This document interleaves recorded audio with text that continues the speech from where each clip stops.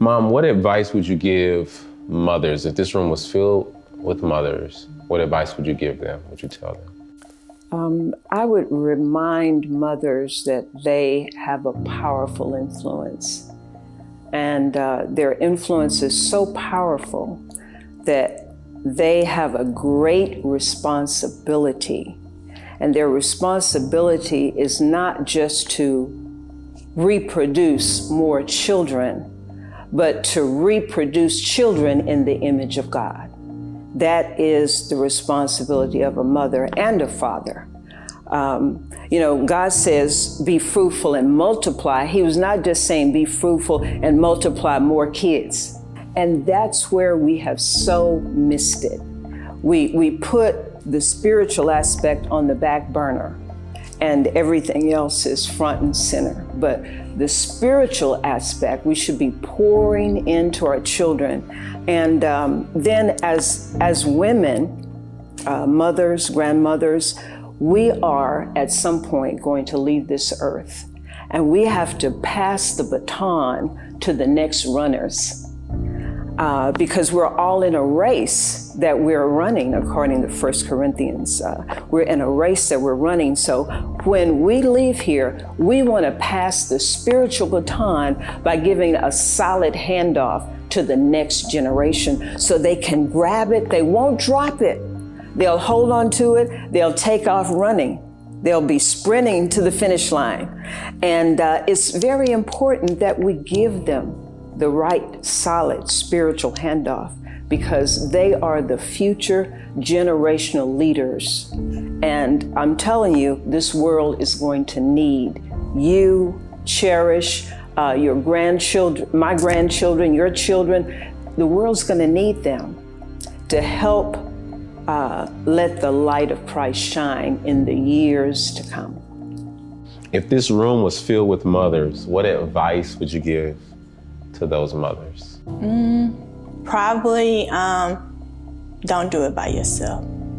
I think we try to be super women and think that we don't need our girlfriends or we don't need a tribe, right? And I think that that's probably the best self-care we can give each other is coming together and being there for each other, whether it's kid play dates or just being able to vent about something crazy that our kids did. I think that, we need a tribe. We need other people there to lean on because we cannot do this by ourselves at all. And then what about to fathers? What advice would you say to them?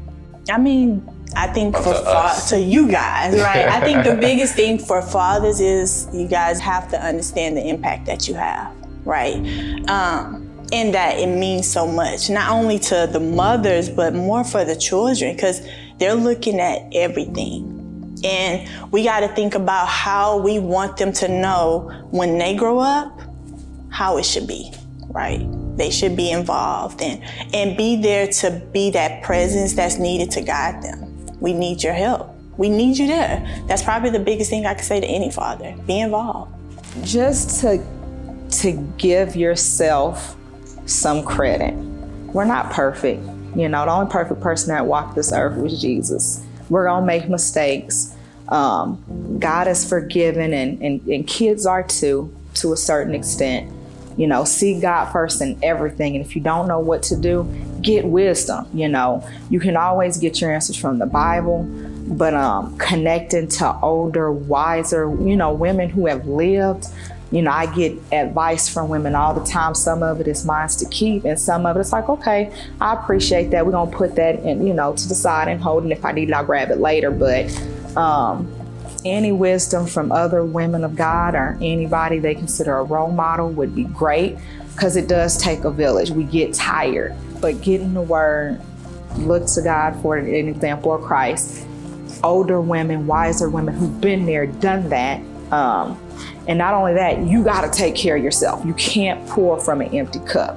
Matter of fact, we can almost start there. Like, we give and we give and we give, and then we have nothing for ourselves, and then you find yourself on the verge of a mental crisis, or, like, seriously. And it's simply because there's no self-care. And so you got to tend to yourself. You cannot take care of others if you don't tend to yourself first. So That's it. Hey everyone, this is Garen Rush, the speaker, Garen Rush, the author, and Garen Rush, the father. The purpose of Fatherhood Fridays and this Motherhood edition, it was to awaken the call to fathers, the call to mothers, to recognize the unity, the bond that we have together, and that, to me, provides the solution for life's challenges. It's within the unity. Fatherhood is not really separated from motherhood, and motherhood is not really separated from fatherhood, but the bond and the connection that they have together causes you and I to be greater human beings. There's sometimes where fathers and mothers aren't as active or aren't present in the lives of even some of you listening. But what I find is that I think within all the responses, the power of connection, the power of reaching out to others, the power of sharing and still creating a unity.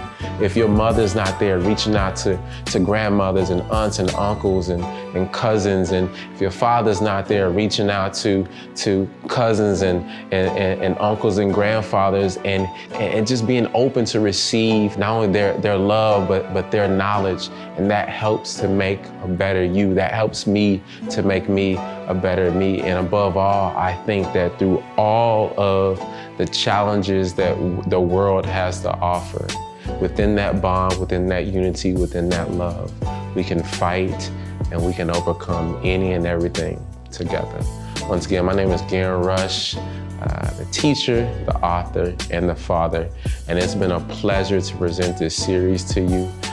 Right now, I am currently in the state of writing my book about fatherhood, and I, above all, can't wait to share that with you. You will see a lot more from me coming soon. Please like, please subscribe, please share. Once again, my name is Garen Rush, and it's been a pleasure.